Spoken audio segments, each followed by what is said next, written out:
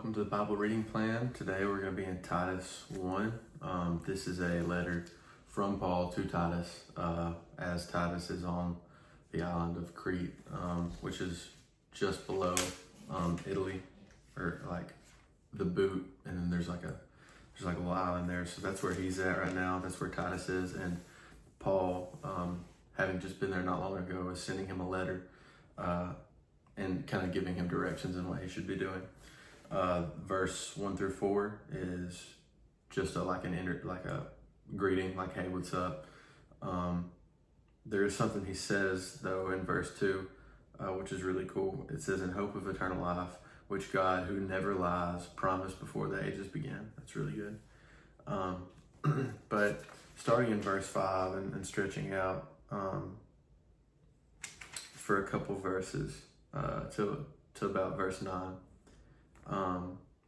it's like a qualifications for who Titus is looking for. He's looking for these certain people that fit or that have these traits or don't have these traits, and they kind of fit this mold that Paul is telling Titus to look for these people to lead the church in Crete. And this is what he says. He says, this is why I left you in Crete, so that you might put what remained into order and appoint elders in every town as I directed you. If anyone is above reproach, the husband of one wife, and his children are believers, and not open to the charge of debauchery or insubordination, for an overseer as God's steward must be above reproach. He must not be arrogant or quick-tempered or a drunkard or violent or greedy for gain, but hospitable, a lover of good, self-controlled, upright, holy, and disciplined. He must also hold firm to the trustworthy word as taught, so that he may be able to give instruction in sound doctrine and also to rebuke those who contradict it. So he's kind of telling Titus what to look for in somebody, because Crete was a pretty rough place. A lot of thieves, a lot of liars. I think there was a huge portion of the population that were assassins and mercenaries and stuff like that. So there's a lot of stuff that's bad. He even says in verse 12, one of the Cretans, a prophet of their own, said, Cretans are always liars, evil beasts, and lazy gluttons. So even a Cretan is like, hey guys, we're not it. Like what we're doing is whack. So there's a lot of just worldly people out, and that's no different than today. Anywhere you look, it's pretty much the same story. So he kind of addresses a certain party there that has been kind of like wreaking havoc on the house churches around Crete. People were saying like, hey, you need to get circumcised, you need to follow all these Jewish customs.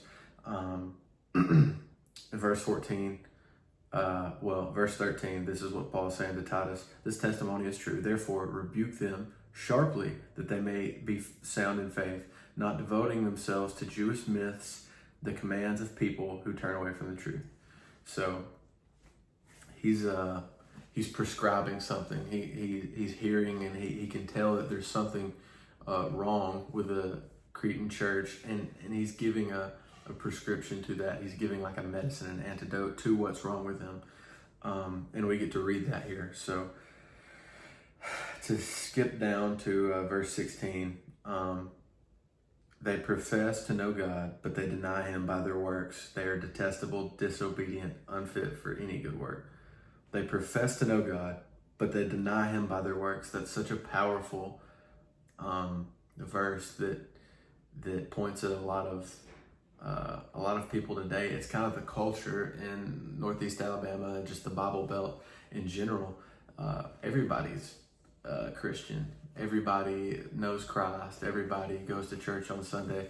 There's a Florida Georgia Line song that goes, pray on them Sundays, cuss on them Mondays.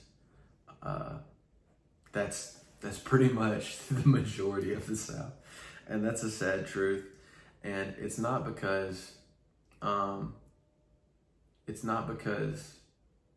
they haven't heard the truth. Most cases, because nobody's rebuking sharply. Nobody's like addressing them like Titus has been sent to do here. So there's about to be a good bit of upset people in Crete from what Paul has sent Titus to do. But either way, that pretty much wraps it up for Titus 1 today. It's a really good book. It's kind of just the introduction to the second and third chapter. But the whole book of Titus is pretty good. I've really enjoyed reading it, and I know you will too.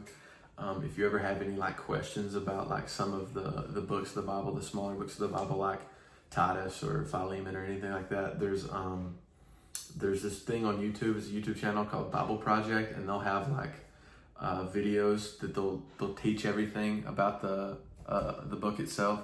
I found those to be very beneficial. So if you want to check those out, I love them. I'm assuming you will too. But anyway, y'all have a great day. See ya.